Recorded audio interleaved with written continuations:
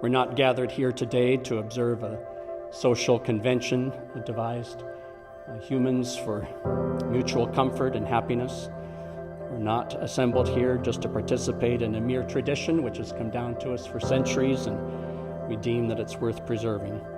We're gathered today to acknowledge and celebrate and solemnize the divine institution of marriage, which is ordained by the Creator, the Savior of the world, sealed and governed by His authority, and is to be entered into with humble obedience to the Lord and with joy for all of His gifts to creation.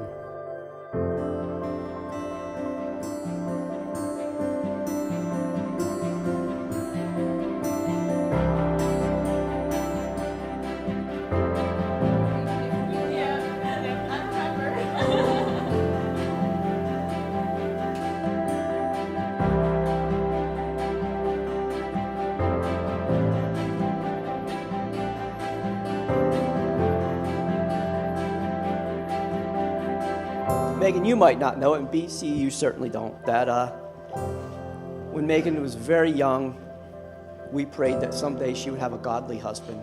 And Mom and I prayed for that, and of course, why would we doubt God provided a godly husband to her, and we're very thankful for that.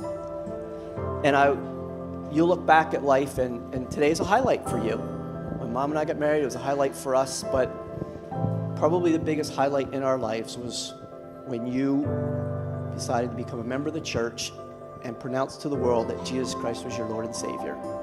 That they were the most miraculous days. And why should we doubt that either? Because God is so good to us.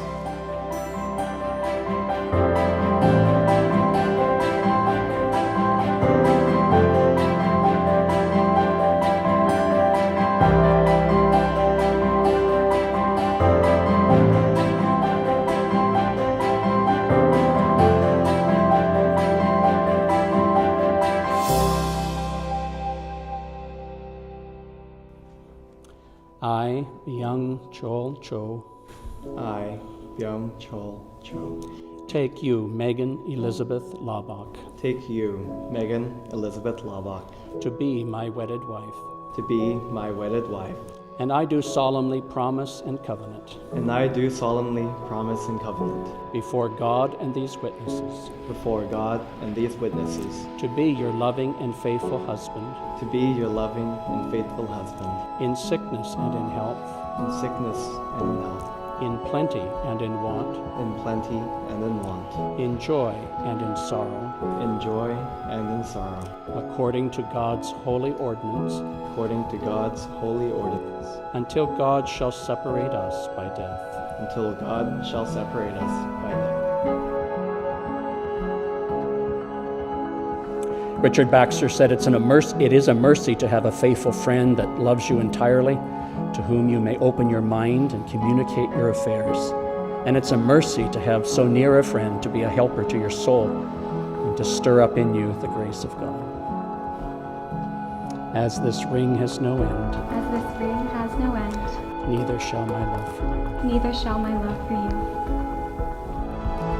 BC, you may now kiss your wife.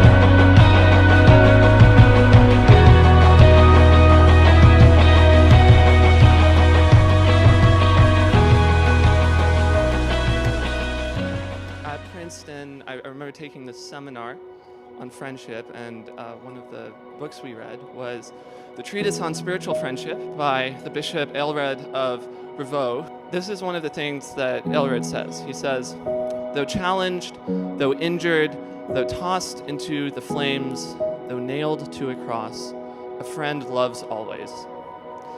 And in this, we see, I think, is the truest friend I have known.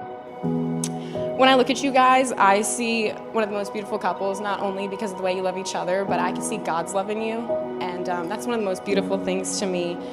Your whole relationship is centered on Christ, and I hope that when I find somebody one day, that is the center of my relationship too. So I'm so blessed to have you as my beautiful older sister. I've never met someone so full of love and wisdom and tenacity, and someone that's so stubborn. BC, I'm so glad you're my brother. So I want to raise our glasses to the new Mr. and Mrs. Cho.